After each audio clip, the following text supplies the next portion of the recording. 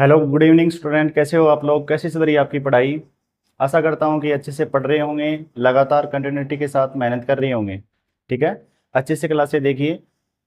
कल वाले टॉपिक में अपने पढ़ा था अनेक प्रकार के जो विषम परमाणु हैं या फिर प्रक्रियात्मक समूह हैं, उसके बारे में पढ़ा था। आज की अपन क्लास है कौन कौन से प्रक्रियात्मक समूह होते हैं, अगर होते हैं तो उनके अनुलग्न होंगे या फिर पुरोलग्न लगेंगे।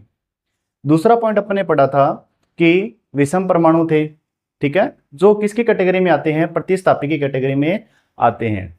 आज अपन एक क्वेश्चन लेके आए हैं जो एनसीईआरटी का जो पिछले साल का जो क्वेश्चन है, डिटो कॉपी यही क्वेश्चन आया था कि कौन कौन से क्रियात्मक समूह या प्रक्रियात्मक समूह होते हैं, कोई चार क्रियात्मक समूह के नाम है, लिखिए, उनकी संरचना बनाइए। ठीक है, ये क्वेश्चन आया था। आज अपन देखते हैं। देखो, आज का टॉपिक अपने है कार्बनिक यौगिक। कौन कौन से कार्बनिक यौगिक होते हैं? सबसे पहले एक तरफ लिखेंगे यौगिकों के नाम। दूसरा है अगर कार्बनिक यौगिक प्रक्रियात्मक समूह प्रकार के हैं, और दूसरा है और प्रतिस्थापी प्रकार के।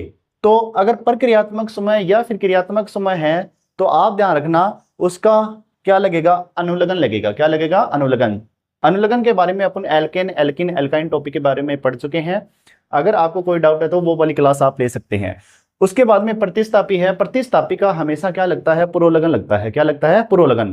कोई भी नाम है उससे पहले जो ऐड होगा वो पुरोलग्न की कैटेगरी में आता है। ठीक है, पुरो मतलब पहले, लगन मतलब जुड़ना।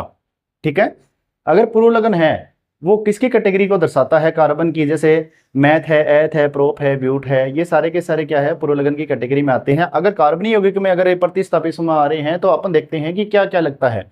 अब देखते हैं कि कौन कौन से ऐसे समूह होते हैं जिनके क्रियात्मक समूह या प्रक्रियात्मक समूह लगेंगे, और कौन कौन से ऐसे समूह होते हैं जो अगर प्रतिस्थापी की कैटेगरी में आते हैं तो कौन उसे कैसे लिखा जाएगा, और अगर प्रक्रियात्मक समूह की कैटेगरी में आते हैं तो उन्हें क्या लिखा जाएगा। ठीक है, तो पहला एग्जाम्पल अपन लेते हैं। सबसे पहले है हैलोजन। कौन सा है? हैलोजन। एक नंबर अपन लेके चलते हैं हैलोजन। अगर हैलोजन लेके चलते हैं तो हैलोजन को बोलते हैं एक्स ग्रुप। पहले वाली क्लास में अपन देख चुके हैं कि हैलोजन को कौन सा ग्रुप बोलते हैं? एक्स ग्रुप बोलते हैं। कौन सा ग्रुप बोलते हैं? एक्स ग्रुप बोलते हैं। अब एक्स ग्रुप में कौन कौन से आते हैं, कौन कौन से समूह आते हैं हैलोजन के अंदर? तो यहाँ पे मैं ऐड कर रहा हूं कि हैलोजन के अंदर आते हैं फ्लोरीन आता है, एक क्लोरीन आता है, एक आता है ब्रोमीन, और एक क्या आता है? आयोडीन। ठीक है, 10th क्लास में आपके फ्लोरीन, क्लोरीन, ब्रोमीन है। रेयर केस में आपका क्वेश्चन आ सकता है आयोडीन। मैक्सिमम केस में आता है क्लोरीन से, फिर आता है ब्रोमीन से, और थर्ड नंबर पे आता है फ्लोरीन से। ठीक है, अगर ये समूह कार्बनिक यौगिक की कैटेगरी में आते हैं तो किसकी कैटेगरी में रखे जाते हैं? प्रतिस्थापी। जो भी कार्बनिक यौगिक जिस कैटेगरी में आएंगे उसके अपने गुड का साइन लगाएंगे। ठीक है, अब अगर ये फ्लोरीन, क्लोरीन, ब्रोमीन और आयोडीन ये किसकी कैटेगरी में आ रहे हैं? प्रतिस्थापी। तो इसके नीचे क्या लगाएंगे? गुड का साइन लगाएंगे। क्या लगाएंगे? गुड का साइन लगाएंगे। ठीक है, इसके बाद में देखो, अगर फ्लोरीन, क्लोरीन, ब्रोमीन, आयोडीन प्रतिस्थापी की कैटेगरी में आते हैं तो हमेशा याद रखना प्रतिस्थापी का हमेशा क्या लगता है? पुरोलग्न लगता है। क्या लगेगा?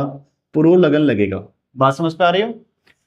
अगर कोई भी कार्बनिक यौगिक है किसकी कैटेगरी में आता है? प्रक्रियात्मक समूह। एक नाम और बताया था इसका, क्रियात्मक समूह। अगर कोई कार्बनिक यौगिक प्रक्रियात्मक समूह के अंतर्गत आता है तो उसका हमेशा क्या लगता है? ज्यादा प्रायोरिटी रहती है अनुलग्न लगने की। क्या लगती है? अनुलग्न लगने की। इस बात का आप हमेशा से याद रखोगे ताकि कोई भी क्वेश्चन है वो गलत नहीं हो। अब देखो, अपन ने पहला एग्जांपल लिया है हैलोजन। कौन सा लिया है? हैलोजन। हैलोजन के अंदर देखिए जरा कि फ्लोरीन, क्लोरीन, ब्रोमीन, आयोडीन आ रहे हैं तो इनके क्या लगेंगे? पुरोलग्न लगेंगे, क्योंकि ये किसकी कैटेगरी में आते हैं? प्रतिस्थापी। प्रतिस्थापी है तो इसका फ्लोरीन, इसका नाम क्या है? फ्लोरीन। अगर इसका नाम फ्लोरीन है तो पहला शब्द क्या है? फ्लोरो। क्या नाम है? पहला शब्द है फ्लोरो। अगर पहला शब्द फ्लोरो है तो इसका क्या लग जाएगा? फ्लोरो। क्या लग जाएगा? फ्लोरो। बात को समझ पा रहे हो?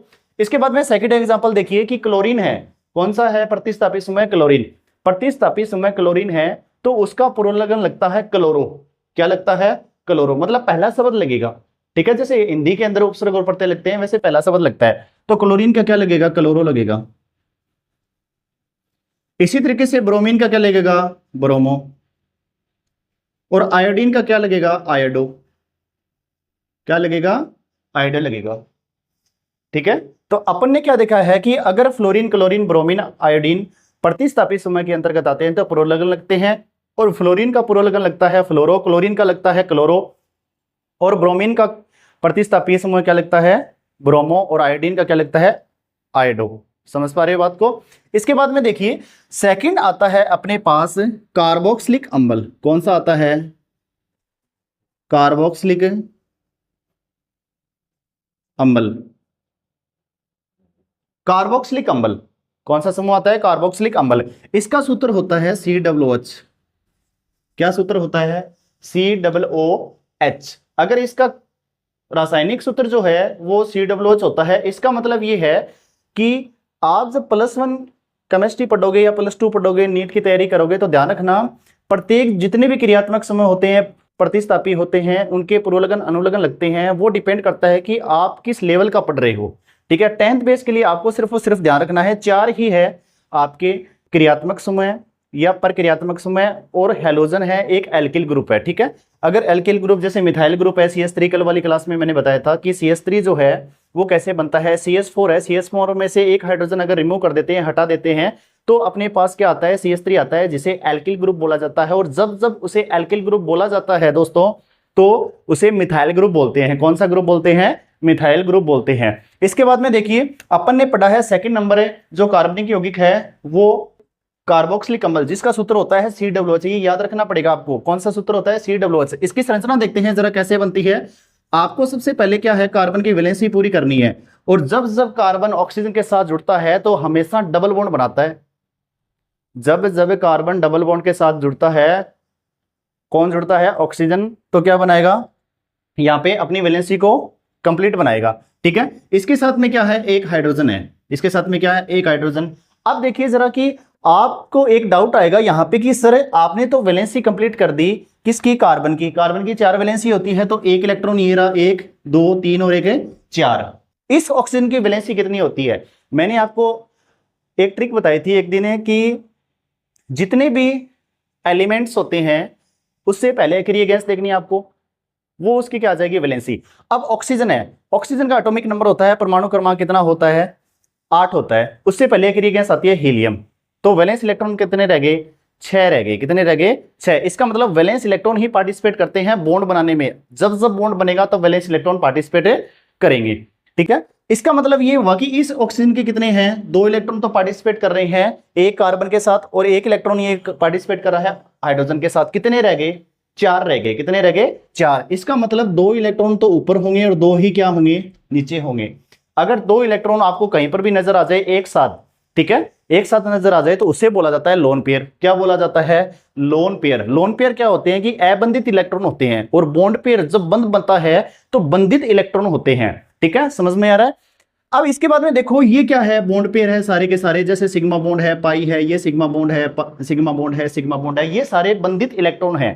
ठीक है, ये बॉन्डिंग की कैटेगरी के आते हैं। इसका मतलब नॉन बॉन्डिंग जो इलेक्ट्रॉन होते हैं जिसे बोलते हैं लोन पेयर, अबंधित इलेक्ट्रॉन युग्म। हिंदी में शब्द होता है अबंधित इलेक्ट्रॉन युग्म शब्द, और इंग्लिश में बोलते हैं उसको लोन पेयर। इसका मतलब इस ऑक्सीजन के पास कितनी लोन पेयर रह गई 2 रह गए, क्योंकि एक लोन पेयर में कितने इलेक्ट्रॉन आते हैं 2, तो एक लोन पेयर तो ऊपर हो गया, एक लोन पेयर नीचे हो गया। अब देखिए जरा कितने इलेक्ट्रॉन है 6 है। कार्बन कितने पे आता है 6 पे आता है, 7 पे नाइट्रोजन, 8 पे कौन आता है ऑक्सीजन। मैंने आपको सिखाया था कि जो एटम जिस नंबर पे आता है उससे पहले अक्रिय गैस आपको देखनी है, और उसको उस नंबरिंग से क्या करना है माइनस। जैसे ऑक्सीजन 8 पे आ रहे हैं तो उससे पहले अक्रिय गैस कितने पे आएगी 2 पे आएगी, तो कितने माइनस हो गए 2, कितने रह गए 6। इसका मतलब ऑक्सीजन के वैलेंस इलेक्ट्रॉन कितने हैं 6 है, ऑक्सीजन की संयोजकता कितनी है 6 है। ठीक है, इसके बाद में देखिए 6 है तो ये 6 इलेक्ट्रॉन दर्शा दिए। यहाँ पे लोन पेयर की संख्या कितनी है 2, और बॉन्ड पेयर की संख्या कितनी है 2। ये तो हो गई कार्बोक्सिलिक अम्ल समूह की संरचना। अब देखते हैं ये किसकी कैटेगरी में आता है। अगर प्रतिस्थापी की कैटेगरी में आता है तो इसका पूर्वलगन क्या लगता है, और अगर ये प्रतिस्थापी की कैटेगरी में न आकर क्रियात्मक समूह या प्रक्रियात्मक समूह की कैटेगरी में आता है दोस्तों, तो इसमें क्या लगेगा सबसे पहले क्या लगेगा अनुलगन लगेगा। ये आता है सबसे पहले क्या आता है कार्बोक्सिलिक अम्ल आता है प्रक्रियात्मक समूह।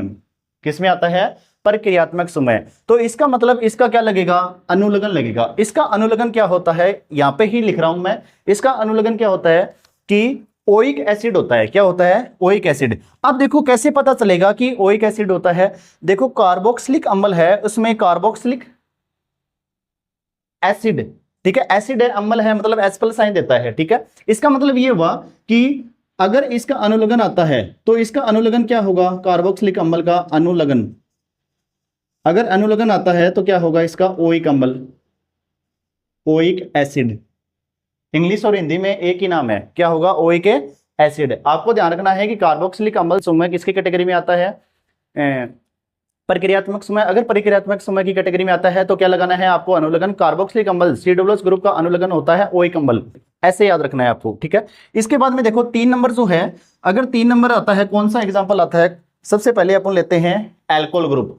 एल्कोहल ग्रुप है, जब जब एल्कोहल का नशा होगा तब कौन सा आपको एलिमेंट नजर आना चाहिए, OH ग्रुप नजर आना चाहिए। कौन सा ग्रुप आना चाहिए, OH। आपसे पूछ ले कि एल्कोहल का सामान्य सूत्र क्या है, तो ROH बताओगे या फिर OH ग्रुप बताओगे या फिर C2H5 एथेनॉल जिसे भी बोलते हैं, C2H5 OH एथेनॉल बोलते हैं, जिसे एल्कोहल के नाम से जाना जाता है, ठीक है। इसके बाद में देखिए अपन तीसरा नंबर पढ़ रहे हैं एल्कोहल।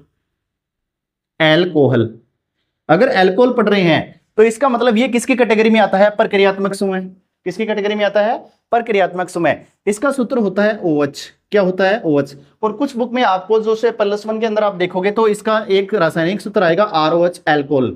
R यहाँ पे क्या है, एल्किल ग्रुप कौन कौन से हो सकते हैं, CH3 हो सकता है, C2H5 हो सकता है। तो ये सारे के सारे देखो CH3 लिख दिया मैंने, और कौन सा होता है C2H5, एक बार समझने के लिए। अब आपको ध्यान रखना है 10th बेस पे ध्यान सिर्फ और सिर्फ OH ग्रुप ही रखना है।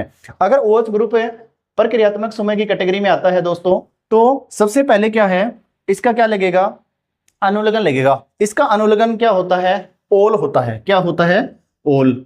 इंग्लिश में ऐसे लिखा जाएगा ओल, और हिंदी में आपकी इच्छा पे निर्भर करता है कि कैसे लिखो। वैसे IPC नोमेनक्लेचर में इंग्लिश में ही लिखा जाता है, तो ध्यान रखना ओल लगता है, ठीक है। इसके बाद में अपन आता है, कौन सा समूह है, अपन आता है कीटोन। कौन सा समूह आता है, कीटोन। कीटोन ग्रुप है, कीटोन ग्रुप किस में आता है, प्रक्रियात्मक समूह में आता है। किस में आता है, प्रक्रियात्मक समूह में। और जब जब कीटोन प्रक्रियात्मक समूह में आता है तो उसका अनुलग्न लगेगा ओन। क्या लगेगा, ओन। सबसे पहले इसकी संरचना बनाते हैं, कीटोन को लिखते हैं CO। क्या लिखते हैं, CO। इसकी संरचना कैसे बनेगी कि सिंगल बॉन्डेड है, कार्बन डबल बॉन्ड के साथ ऑक्सीजन में जुड़ा हुआ है, ठीक है, और 2 फ्री वैलेंसी में जुड़ा हुआ है। तो ये क्या है, कीटोन की संरचना है। किसकी संरचना है, कीटोन की, और कीटोन का सूत्र CO, ठीक है। इसका क्या लगेगा, अनुलग्न। क्या लगेगा, अनुलग्न। इसका अनुलग्न क्या होता है, ओन। क्या होता है, ओन। समझ पा रहे हैं दोस्तों बात। इसके बाद में डियर स्टूडेंट 5 नंबर आता है एल्डिहाइड। कौन सा आता है, एल्डिहाइड। और जब जब एल्डिहाइड आएगा किसकी कैटेगरी में आएगा, जब जब एल्डिहाइड समूह आएगा किसकी कैटेगरी में आएगा स्टूडेंट्स, किसकी कैटेगरी में आएगा, प्रक्रियात्मक समूह की कैटेगरी में आएगा। इसका मतलब प्रक्रियात्मक समूह और क्रियात्मक समूह एक ही नाम होते हैं, ठीक है। कल को आपको +1 में पढ़ोगे भाई, क्रियात्मक समूह देख रहे हैं अपन, फंक्शनल ग्रुप पढ़ रहे हैं, तो ध्यान रखना 10th बेस पे इसका नाम है प्रक्रियात्मक समूह, और 11th और आगे कॉम्पिटिटिव एग्जाम के तौर पे है इसका क्रियात्मक समूह, ये ध्यान रखना, ठीक है। तो इसका मतलब एल्डिहाइड है। एल्डिहाइड ग्रुप का सूत्र होता है CHO। क्या होता है, CHO। जब जब आपसे कोई भी टीचर या कोई भी पड़ोसी आपसे पूछ ले, गांव वाले साथी पूछ ले, तो ये बताना है आपको एल्डिहाइड का सूत्र CHO होता है, ठीक है। इसके बाद में CHO होता है तो ये किसकी कैटेगरी में आता है, किसकी कैटेगरी में आता है, प्रक्रियात्मक समूह की कैटेगरी में आता है। प्रक्रियात्मक समूह कैटेगरी में आता है तो इसका अनुलग्न लगेगा। और इसका अनुलग्न लगाने से पहले अपन संरचना देखते हैं एल्डिहाइड ग्रुप की कैसे बनती है। ब्रैकेट में बनाते हैं, कार्बन है, फिर डबल बॉन्ड है, फिर क्या है, हाइड्रोजन। इसको बोलते हैं CHO ग्रुप। क्या बोलते हैं, CHO ग्रुप। अगर मान लो एल्डिहाइड ग्रुप आपको नजर आ जाए तो उसका अनुलग्न क्या लगाओगे, Al। क्या लगाओगे, Al, आल लगाओगे, ठीक है। आज अपन ने पढ़ा है कौन कौन से क्रियात्मक समूह पढ़े हैं, हेलोजन है, कार्बोक्सिलिक अम्ल है, ठीक है, एल्कोहल है, कीटोन है, एल्डिहाइड है। इन 5 पॉइंटों में हेलोजन एक है, वो किसकी कैटेगरी में आता है, प्रतिस्थापी की कैटेगरी में आता है। एक और रह गया, 6 नंबर आ गया एल्किल ग्रुप।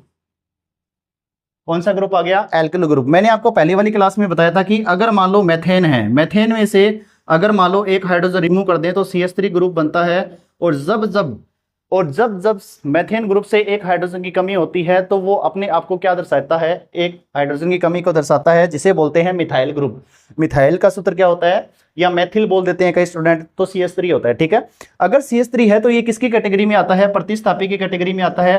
तो आप ध्यान रखना CH3 का ये फॉर्मूला होता है CH3, मिथाइल का फॉर्मूला ये होता है।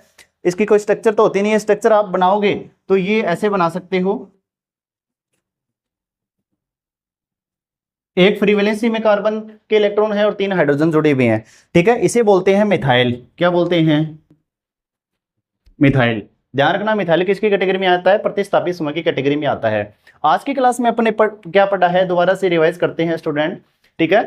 अगर आपको आलस आ रहा है तो जी जान लगा दीजिए एनसीईआरटी की बुक पढ़ने में। और आज का अपना टॉपिक है, उठिए जागिए, चेयर पे लेटे हो, खटाई पे लेटे हो और बेड पे सोए हुए हो और फोन में रील्स देख रहे हो, तो उसके बजाय आप सबसे पहले क्या देखिए, ये क्लास देखिए कार्बनिक यौगिक। कार्बनिक यौगिकों में सबसे पहला है हैलोजन। और जब जब हैलोजन होता है तो कौन सा ग्रुप बताते हैं? एक्स ग्रुप बताते हैं। एक्स ग्रुप के अंदर कौन सा आता है? फ्लोरीन, क्लोरीन, ब्रोमीन और आयोडीन। ये सारे के सारे किस कैटेगरी में आते हैं? प्रतिस्थापी। और जब जब हैलोजन प्रतिस्थापी की कैटेगरी में आएंगे तो उनका क्या लगता है? पुरोलगन। और जब जब पुरोलगन लगता है तो क्या बोलते हैं? फ्लोरीन का फ्लोरो, क्लोरीन का क्लोरो, ब्रोमीन का ब्रोमो और आयोडीन का क्या लगता है? आयोडो। इसके बाद में एक प्रतिस्थापी 6 नंबर मिथाइल ग्रुप। मिथाइल किस में आता है? प्रतिस्थापी में।